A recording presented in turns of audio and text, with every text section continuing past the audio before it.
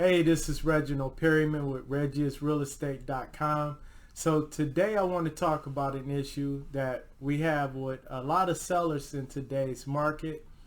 This is what typically happens when we put a home on the market. The home is receiving, 10, 15, sometimes 20 offers within the first 1 or 2 days. And what happens is a lot of sellers start second guessing and thinking, maybe I priced the home too low. Well, I'm here to tell you that's not the case. So just to give you an example, let's say a home for $300,000 is listed on the market and you receive 10 offers or 15 offers. Well, maybe if you listed that home for $320,000, you probably would only receive maybe 1 or 2 offers on that property. The reason being is because there's 15 or 10 people that are willing to pay $300,000 for your home or more. So maybe you have several offers that are $300,000, you have several that are $305,000, maybe you have a couple offers that are $310,000. Well, let's say you list the property for, you would have listed the property for say $315,000. Out of those 10 or 15 offers, only maybe 2 of those people would have showed up to the party. So basically what I'm saying is, when you price your property at average, around the average market value, what happens is the number of buyers and the competition will bid the property up. This is a marketing and sales tactic that we use here. Especially when we're listing properties in a market like this. We want to attract as many buyers to the property as possible, and how we do that is of course by price as well as what the property has to offer. When you price the property higher, less people will show up to the party to compete, which means that they're going to probably try to negotiate different, knowing that they don't have as much competition. So again, you price it high, you price it at the tip of the market, the highest end of the market. Of course, you're going to have less buyers. We want as many buyers as possible. Now, we don't want to price it too low to the point where people think something's wrong with the property, but we want to look at average market values, price it within line there, and let the market bid the property up. In this current market that we're in, right now in 2021, and this is probably going to extend out for the remainder of the year on to next year, unless there's a huge increase in inventory. But you want to be mindful of where you're pricing your property at, because if you list it too high and your property sits on the market for more than 3 weeks in this current market, people are automatically going to assume that something is wrong with the property. You will have those 1 or 2 people that will come in and say, hey, this property is priced high.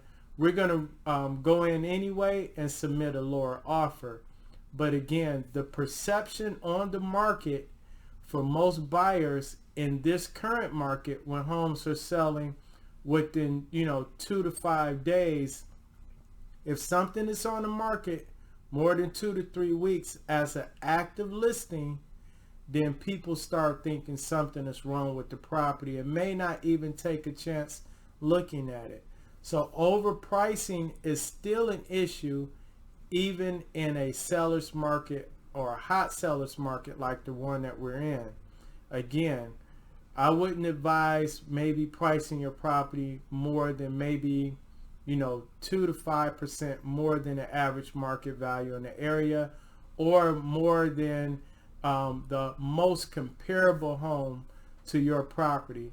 And what I mean by most comparable, let's say the average is market value in the area is $300,000, but there was one property that sold for $310,000, and it had similar updates and square footage and things like that as compared to your property.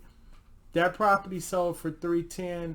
I wouldn't advise listing your property for no more than maybe $315,000, $318,000 or something like that, because you still want to attract buyers. Here's the other thing. Regardless of how nice your home is, buyers will only pay what they feel the area is worth. There is a such thing as your home being over improved for an area as well. And we see this all the time. There's probably a property that's unique for the area, or you put tons of money into updating the kitchen and baths, and certain areas only attract certain price points or buyers that are looking in a certain price range.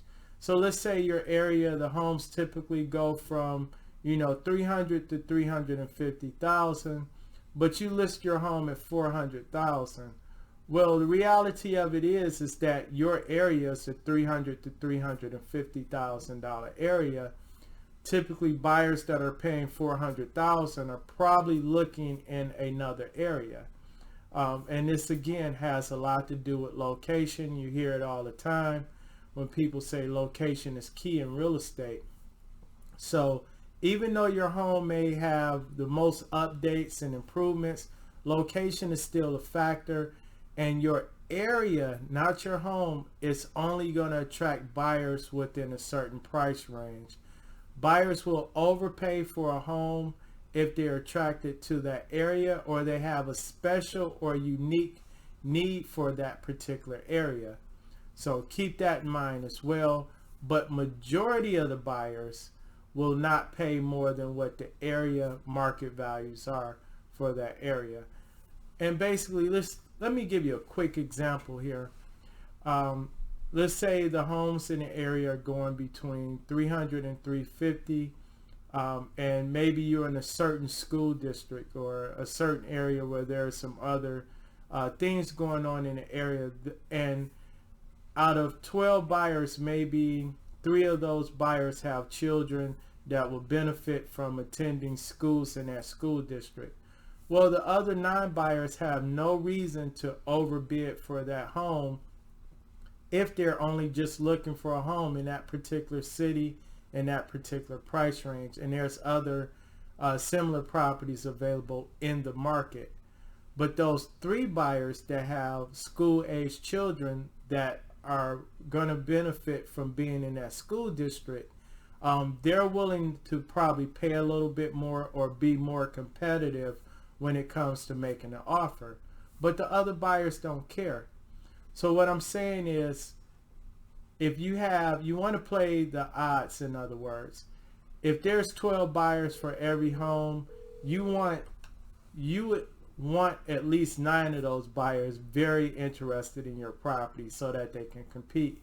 And if there's an exception for another 3 buyers that have a higher use for your property or a higher need for your property, then it would make sense for them to bid the property up. But you never want to assume that you're going to price the property for those 1 or 2 buyers that have a unique situation where they're willing to pay far above the area's market value for your home. Now, people will pay above the list price, and not too many people will actually pay above the area's market value. Also, you have to keep in mind, a buyer will pay the price that you want, but the home still has to appraise.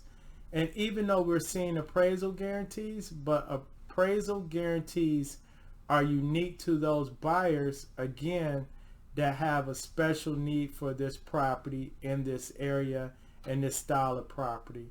So again, you want to market your property at a price that's going to attract the average buyer for that area and attract as many buyers as possible, and let that pool of buyers market and compete for the higher price, and eventually would lead to a higher sales price for you. Out of those buyers, you're always going to be able to filter out the 1 or 2 buyers that have a unique need for your property. Again, this is Reginald Perryman with ReggiesRealEstate.com. Good luck with listing your home. If you need any real estate advice or free market evaluations for your properties here in the Metro Detroit area, Wayne, Oakland, and Macomb County, feel free to give me a call, 248-291-8057, or visit me at regiusrealestate.com.